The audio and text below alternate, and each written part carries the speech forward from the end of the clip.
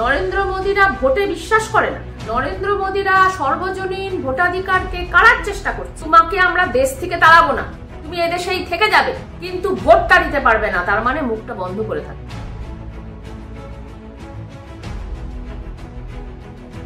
এই যে এস শব্দটা যুক্ত করে ভারতবর্ষের 140 কোটি মানুষকে বেনাগরিক করা হলো, নরেন্দ্র মোদী, অমিত শাহ এবং জ্ঞানেশ বাবুদের এত বড় আস্পর্ধা যে ভারতবর্ষে স্বাধীনতার পর থেকে যে টাইম টেস্টেড নির্বাচনী প্রক্রিয়া, যেখানে সাধারণভাবে যারা মারা গেছে তাদের নাম বাদ যায়, যারা এক জায়গা থেকে আরেক জায়গায় চলে গেছেন তাদের নাম নতুন করে ট্রান্সফার হয়, এই যে সাধারণ বিষয়গুলো যেগুলো নিয়ে আমরা কেউ কোনোদিন মাথা ঘামাই না, খুব স্বাভাবিকভাবে স্মুথলি চলে।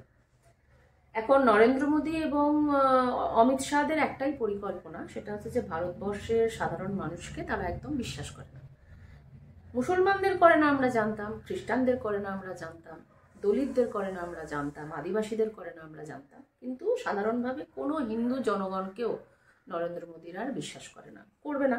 তার কারণ 2019 সালে যে মোদী সরকার ছিল, আমরা দেখতে পেলাম যে এবারে একেবারে এনডিএ সরকারে পরিণত হলো। এবং কারা করলো? মুসলমানরা করেনি, কিন্তু মুসলমানরা তো 2019-এও তাদের ভোট দেয়নি, খ্রিস্টানরা তো 2019-এও তাদের ভোট দেয়নি। তার মানে হিন্দু সাধারণ মানুষ, আদিবাসী, দলিত, হিন্দু যারা উচ্চ বর্ণের মানুষ, মহিলারা, তারা কেউই বিজেপিকে ভোটটা দেয়নি, এবং যার ফলে ভোট চুরি করে শেষ পর্যন্ত তারা এনডিএতে পরিণত হয়েছে।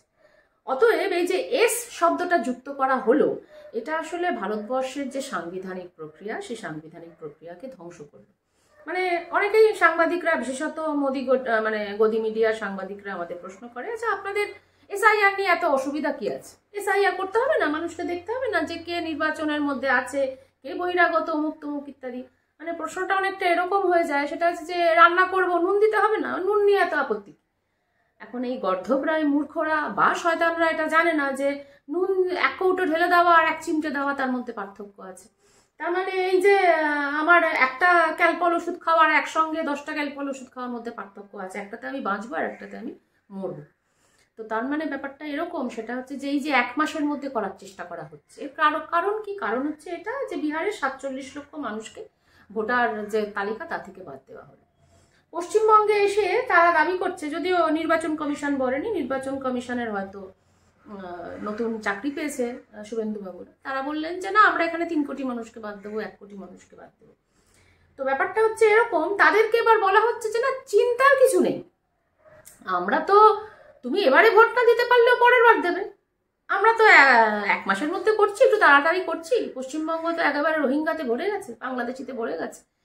তো ফলত ব্যাপারটা এরকম, আমরা 1 মাসের জন্য করছি, খুব তাড়াতাড়ি করে করছি, তোমরা স্যাক্রিফাইস করো, এবারে ভোট দিতে না পারলেও আমরা তো যারা যারা ন্যায্য নাগরিক তাদেরকে আমরা পরের বার ভোট দেওয়াবো। তার মানে এত বড় তাদের আস্পর্ধা যে আমাদের যে প্রথম যে নাগরিক অধিকার ভগৎ সিংরা প্রাণ দিয়েছিল, ইংরেজরা তাদের বলেছিল, সেটা হচ্ছে যে আমরা হাওড়া ব্রিজ বানালাম, রেল লাইন পাতলাম, তোমাদের এত অসুবিধা কি? ভগৎ সিং বলছেন যে না, ক্ষুদিরাম বসুরা বলছেন না, আমরা হাওড়া ব্রিজটা নিজেরা বানিয়ে নেবো, আগে আমাদের নিজেদের ভোটাধিকারটা চাই। তাহলে এই যে ভোটাধিকার, ওরা বলছে যে এবছর ভোট না দিতে পারলে কি হবে, পরের বার দেবে। আমরা জানি যে ভারতবর্ষে আর ভোটটাই হবে না। নরেন্দ্র মোদীরা ভোটে বিশ্বাস করে না। নরেন্দ্র মোদীরা সর্বজনীন ভোটাধিকারকে কাড়ার চেষ্টা করছে। নরেন্দ্র মোদীরা ইংরেজদের দালাল। ইংরেজদের দালাল তার কারণ শুধু এটা নয় যে সাভারকার ইংরেজদের পা চেটেছিল, তার কারণ শুধু এটা নয়, তার কারণ এটা যে ইংরেজদের যে ফর্মুলা, ভোটের যে ফর্মুলা, একমাত্র সম্পত্তিবান যে মানুষ তারাই ভোটাধিকারটা পাবে, রাজন্যবর্গ তারাই ভোটাধিকারটা পাবে। দেখছো না জ্ঞানেশ বাবুরা যে 11টা ডকুমেন্ট দিয়েছে, পাসপোর্ট, রাজ্য সরকারি কর্মচারী, মাধ্যমিক পাস। তার মানে হচ্ছে যে তোমাদের হিম্মত হয়নি এতদিন ধরে, স্বাধীনতার এতদিন পরেও মাধ্যমিক পাস করানোর প্রত্যেকটা মানুষকে। তোমরা আজকে বলছো যাদের পাসপোর্ট আছে তাদের ভোটাধিকার আছে। তার মানে তোমরা ইংরেজদের যে ভোটের ফর্মুলা, সেই ফর্মুলাতে তোমরা নিয়ে আসার চেষ্টা করছো। এবছর যারা ভোট দিতে পারবে না, যাদেরকে বলার চেষ্টা করা হচ্ছে, তোমার তো আধার কার্ডটা আছে, আধার কার্ড নিয়ে তুমি হাসপাতালের কাজ করবে, স্কুলের কাজ করবে, ব্যাংকের কাজ করবে, অসুবিধা তো কিছু নেই, শুধু তুমি নাগরিক নাও, তুমি শুধু ভোটটা দিতে পারবে না। আচ্ছা, তার মানেটা কি? তার মানেটা এটা, সেটা হচ্ছে যে বিজেপি, শুভেন্দু অধিকারীরা, নরেন্দ্র মোদীরা পশ্চিমবঙ্গের মতুয়াদের বলছে যে তোমাকে আমরা দেশ থেকে তাড়াবো না, তুমি এদেশেই থেকে যাবে, কিন্তু ভোটটা দিতে পারবে না, তার মানে মুখটা বন্ধ করে থাকতে হবে। আমি আর কিছুই বলতে পারবো না। আমি যদি কোনোদিন তৃণমূলের মিছিলে যাই, আমি যদি কোনোদিন সিপিআইএম এর মিছিলে যাই, যদি কোনোদিন কংগ্রেসের মিছিলে যাই, যদি কোনোদিন তামিলনাড়ুর স্টালিনদের মিছিলে যাই, যদি লালুর মিছিলে যাই, তাহলে নরেন্দ্র মোদীরা বলবে তুমি কিন্তু নাগরিক নও। এটা মনে আছে তো? এটা মনে আছে তো? তার মানে কৃতদাস হয়ে আমাদের দেশে থাকো। আধার কার্ডটা আছে, আমার প্রভু আছেন আদানি আম্বানি, তারা তোমাকে 10,000 টাকা বেতনে নয়, তোমাকে এবার থেকে 2,000 টাকা বেতনে কাজ করাবে, মেনে নাও।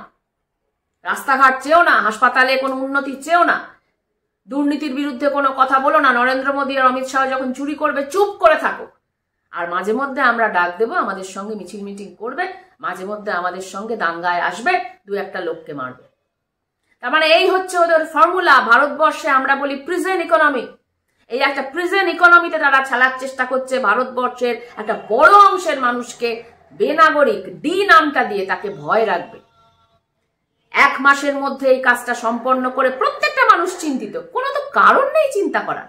আমি এতদিন ধরে এদেশকে এই যে দাঁড় করিয়েছি, নরেন্দ্র মোদীদের আজকে এত বড় ফুটানি কথাটা ব্যবহার করছি, আদানিদের এত বড় ফুটানি, টাটাদের এত বড় ফুটানি, আম্বানিদের এত বড় ফুটানি কোত্থেকে আসলো? এই যাদেরকে তারা বেনাগরিক ডি নামটা দেওয়ার ভয় দেখাচ্ছে, তাদের পরিশ্রমে আজকে তারা এই ফুটানিটা করছে। আর তাদের পরিশ্রমে তারা কালো টাকা জোগাড় করছে, কোটি কোটি টাকা ইনকাম করছে, চুরি করছে। আর আজকে তাদেরকে ভয় দেখাচ্ছে যে তুমি নাগরিক নাও হতে পারো, দৌড়াতে শুরু করো। এবং সব থেকে বড় কথা, এই যে এরা জনগণ মন গায়, এই যে এরা বন্দে মাতরম গায়, এদের তো যোগ্যতাই নেই। কারণ বন্দে মাতরম গাওয়া এবং জনগণ মন গাওয়ার প্রথম শর্ত হচ্ছে মানুষের ঐক্য। একজন প্রধানমন্ত্রীর কাছে এটা এক্সপেক্টেড, তারা বলবে ভারতবর্ষে আমরা সবাই ভারতীয়, আমরা সবাই একসঙ্গে চলি, আমাদের সকলকে একসঙ্গে মিলে দেশটাকে তৈরি করতে হবে। আর আজকে প্রত্যেকটা মানুষের মধ্যে অবিশ্বাস ঢুকিয়ে দিচ্ছে। এই যে লোকটার নাম ডি হবে, সে কিন্তু পাড়ায় বলতে পারবে না আমার নামের পাশে ডি, ভয় পাবে যে আশেপাশের লোকেরা আমাকে রোহিঙ্গা বলবে না তো। আমার মনে হচ্ছে তুমি রোহিঙ্গা নও তো, তোমার মনে হচ্ছে আমি রোহিঙ্গা নই তো, আচ্ছা ও তো বাবা ঠাকুরদা বাংলাদেশ থেকে এসেছিল, ও রোহিঙ্গা নয় তো, ও আমাদের দেশের নাগরিক তো। প্রত্যেকটা মানুষকে পরের পাশের প্রতিবেশীর প্রতি অবিশ্বাসী করে গড়ে তুলছে ওরা। এটাই তো ওদের পলিটিক্স। তার মানে 2003 সাল থেকে যে কার্যক্রমটা শুরু হয়েছে, সেই কার্যক্রমকে আজকে ওরা যেভাবে নামাচ্ছে, এবং জ্ঞানেশ বাবুদের একেবারে অপদার্থ এবং শয়তানি দুর্নীতিগ্রস্ত যে জ্ঞানেশ বাবুরা, আজকে তারা পশ্চিমবঙ্গ, বিহার এবং গোটা ভারতবর্ষের এক একটা মানুষকে তার বিরুদ্ধে, পাশের মানুষের বিরুদ্ধে দাঁড় করিয়ে দিচ্ছে। এসআইআর নিয়ে প্রথম কথা, সাধারণ মানুষের চিন্তা প্রচন্ড। তার কারণ ভারতবর্ষ এমন একটা রাজনৈতিক পরিস্থিতির মধ্য দিয়ে গেছে যেখানে দেশ ভাগ হচ্ছে, যেখানে মাত্র 50 বছর আগেও, মাত্র 40 বছর আগেও হু হু করে মানুষ এখানে এসেছে। যারা সাধারণ মানুষ, যারা এখানে এসে ক্যাম্পে থেকেছে, তারপরে আস্তে আস্তে তারা ভারতবর্ষকে গড়ে তুলেছে, নিজেদের সংসারকেও গড়ে তুলেছে। তারা রক্তঘাম দিয়ে ভারতবর্ষকেও গড়ে তুলেছে, পশ্চিমবঙ্গকেও গড়ে তুলেছে, দণ্ডকারণ্যকেও গড়ে তুলেছে, পাঞ্জাবকেও গড়ে তুলেছে, আবার ভারতবর্ষকেও গড়ে তুলেছে। তাহলে এই সাধারণ মানুষরা আজকে বিপদে। ওই যে 2003 সালের আইনে এক কলমের খোঁচায় মতুয়া বা যারা এসেছিল তারা বেনাগরিক হয়ে গেল। তাহলে তারপর তাদেরকে যে নাগরিকত্ব দেওয়া আছে, আর নরেন্দ্র মোদীরা বলার চেষ্টা করছে যে মুসলমানরা নাকি অনুপ্রবেশকারী। একজন, ওই 2-4 জন থাকলে আলাদা কথা, একজনও মুসলমান নেই, মানে 2-4 জন থাকলে আলাদা কথা। সবার কাছে কাগজপত্র আছে, হ্যাঁ নামটা কারুর খাতুন, কারুরটা বিবি, হ্যাঁ কারুর হয়তো জাহাঙ্গীরের যে এই আছে সেটা যে এই হবে, সেটা আলাদা জিনিস। আধার কার্ডে আছে যেই, হয়তো ভোটার কার্ডে আছে যে, সেটা আলাদা জিনিস। কিন্তু একজনও মুসলমান নেই অনুপ্রবেশকারী। তাহলে বিপদটা কাদের? বিপদটা হিন্দু দলিত, হিন্দু আদিবাসী, হিন্দু মতুয়া। এবার নরেন্দ্র মোদীরা কি বলেছে, 2014 সাল পর্যন্ত হিন্দুরা আসলে কোনো অসুবিধা হবে না, কোনো অসুবিধা হবে না। মতুয়া কার্ড বিক্রি করেছে গতবার, যে এই মতুয়া কার্ড দেখেই তোমরা নাগরিক।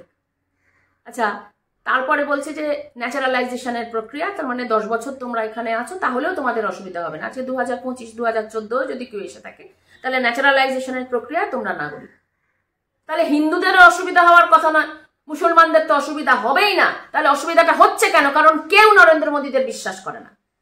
কোন হিন্দু যে লিখবে যে আমি বাংলাদেশের, আমি নাগরিক নই, আমাকে নাগরিকত্ব দাও, এটা এমনকি শান্তনু ঠাকুরেরও বিশ্বাস নেই নরেন্দ্র মোদীকে যে শান্তনু ঠাকুর ওটা লিখবে।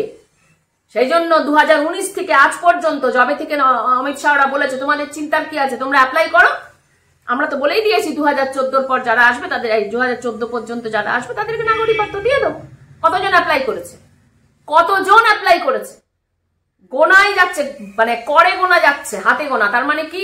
তার মানে একজন বিজেপির ভোটারও বিজেপিকে বিশ্বাস করে না। তারা জানে যে ওখানে একবার যদি আমি লিখে দিই যে আমি নাগরিক নই, আমাকে নাগরিকত্ব দাও, এবার আমাকে নাচিয়ে বেড়াবে, এবার আমাকে নাচিয়ে বেড়াবে। আমাকে দিয়ে যে কি করাবে, আমাকে দিয়ে খুন করাবে না মিছিল করাবে না দুর্নীতি করাবে আমরা জানি না, আমাকে দিয়ে ডাকাতি করাবে নাকি আমি জানি না। তো কেউ এটা লেখার সাহস পাচ্ছে না।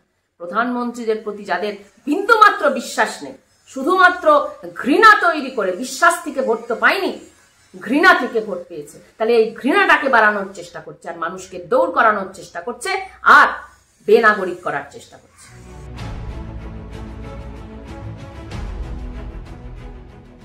দেখো, সেটা হচ্ছে যে বিএলওরা প্রতিবাদ করেছে যে আমরা সরকারি কর্মচারী, আমরা টিচার, আমাদের দিয়ে যেভাবে কাজ করানো হচ্ছে 1 মাসের মধ্যে, সেটা অত্যন্ত অন্যায়।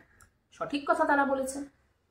আচ্ছা, ওই যে সাধারণ মানুষের বাড়িতে যাওয়া যায়, মুখ্যমন্ত্রীর কাছে গিয়েও, পশ্চিমবঙ্গের মুখ্যমন্ত্রীর কাছে গিয়েও হাতটা, ওই কাগজটা দিয়ে দেওয়া যায়।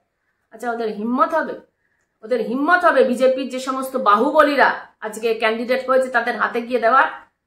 পশ্চিমবঙ্গে নেই বাহুবলী, কিন্তু গোটা ভারতবর্ষে যত বাহুবলী আছে, যত খুনি ডাকাত আছে, ওই আম্বানির হাতে গিয়ে দেওয়া, শাহরুখ খানের হাতে গিয়ে দেওয়া, একজন বিরাট বড় মাপের অভিনেতা তিনি, অমিতাভ বচ্চনের হাতে গিয়ে দেওয়া, দেবে? আম্বানির হাতে গিয়ে দেবে? আম্বানি ঢুকতে দেবে বাড়ির ভেতর? ওই দারোয়ানকেই দিয়ে আসতে হবে। তার মানে সাধারণ মানুষের ক্ষেত্রে বিষয়টা আরেক রকম, আর আম্বানি আদানির ক্ষেত্রে বিষয়টা আরেক রকম। বিএলওদের তো বিপদে ফেলাই হচ্ছে।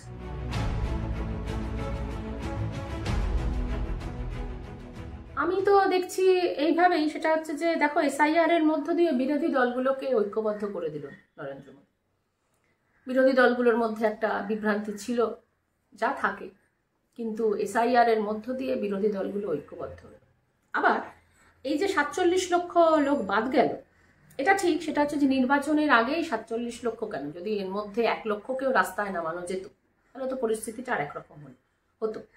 তো নরেন্দ্র মোদীরা জানে যে নির্বাচনটা অ্যানাউন্সড হয়ে যাওয়ার পরেই আর পার্টিগুলো খুব একটা সময় পাবে না, স্বাভাবিক, তারা তো নিজেদের নির্বাচনী প্রক্রিয়ায় নেমে যাবে। কিন্তু এই 47 লক্ষের মধ্যে 1 লক্ষ মানুষকেও আগামীকাল রাস্তায় নামানোর সুযোগ আছে। পশ্চিমবঙ্গে যদি 300টা মানুষেরও নাম বাদ যায়, তাহলে 300টা মানুষ যদি সাহস করে এটা বলতে পারে, হ্যাঁ আমার নামের পাশে, আমার নামটা তালিকায় ওঠেনি, একটু সাহসের বিষয় বটেই, যদি সাহস করে তারা আসতে পারে, তাহলে 300 লোক যদি রাস্তায় নামে, এই 300টা লোক যদি সুপ্রিম কোর্টের কাছে আবেদন করে, বিহারের ওই যে লোকগুলোকে বলা হয়েছে যে এবারে ভোট দিতে পারলে না পরের বার দেবে, তারা তো আর চুপ করে বসে থাকবে না। 2029 পর্যন্ত তারা তো আর চুপ করে বসে থাকবে না। 2029-এর আগে ওই 47 লক্ষ লোক যদি বিহারে কেন, গোটা ভারতবর্ষে, দিল্লিতে যদি রাস্তায় নামে, নরেন্দ্র মোদীদের পালাবেন কোথায়? এই হাসিনার মতো পালাবেন, নাকি অলির মতো পালাবেন, নাকি তিহার জেলে ঢুকবেন? তাদেরকেই ঠিক করতে হবে। আর সব থেকে বড় কথা হচ্ছে যে ভারতবর্ষের যে কথাটা আমি বলছিলাম, যে যে উদ্বাস্তু সমস্যা, ভারতবর্ষের যে দেশভাগ, এটার জন্য দায়ী কে? আমি দায়ী নই, সাধারণ মানুষ দায়ী নয়। যারা ওপার থেকে এসছেন লাখে লাখে মানুষ, বা যারা এপার থেকে লাখে লাখে মানুষ ওপারে গেছে, তারা কেউ দায়ী নয়। দায়ী হচ্ছে ভারতবর্ষের ব্রিটিশ সাম্রাজ্যবাদ এবং তাদের যারা দালালি করেছে তারা। তাহলে তোমাদের জন্য দেশভাগটা হলো, আর আজকে তোমরা বলছো এই 70 বছর 80 বছরের মধ্যে তোমরা বলছো যে আর সেই দেশভাগের দায় তোমরা নেবে না, নিতে তোমাদের হবে। এই 80 বছর যথেষ্ট নয়। তোমাদের সংবিধানে, আমাদের ভারতবর্ষের সংবিধানে আমরা লিখে রেখেছি, সেটা হচ্ছে যে ডিরেক্টিভ প্রিন্সিপালে, যে আর কিছুদিনের মধ্যেই ভারতবর্ষের দারিদ্র্য আমরা দূর করব, সবাইকে আমরা চাকরি দেব। আমরা লিখে রেখেছি আর সংরক্ষণ প্রয়োজন হবে না, যারা তথাকথিত নিচু জাতের মানুষ তারা উঠে আসতে পারবেন। করতে পেরেছেন আপনারা? এই 80 বছরে করতে পেরেছেন? তাহলে আপনাদের যেটা দায়িত্ব ছিল আপনারা 80 বছরে করতে পারেননি, আর এখনো বলে যাচ্ছেন যে না আমাদেরকে সংবিধানের এই ডিরেক্টিভ প্রিন্সিপাল গুলো আমাদেরকে পালন করতে হবে। প্রতি স্বাধীনতা দিবসে এসে 26শে জানুয়ারিতে সেই ভাষণগুলো আমরা শুনি, আর আজকে আমাদেরকে বলা হচ্ছে যে আপনাদের জন্য যে দেশভাগটা হয়েছে এবং যার ফলে একটা সীমানা তৈরি হয়েছে, ওপার থেকে মানুষ এপারে এসছে, এপার থেকে মানুষ ওপারে গেছে, এই 80 বছরের মধ্যে 70 বছরের মধ্যে নাকি আর সেই দায় আপনারা নেবেন না, এটা নাকি এবার থেকে ক্লোজ চ্যাপ্টার করতে আমরা দেব না। আপনারা আগে সংবিধানে যেগুলো ক্লোজ চ্যাপ্টার করার কথা সেটা করুন, তারপরে আমরা করব।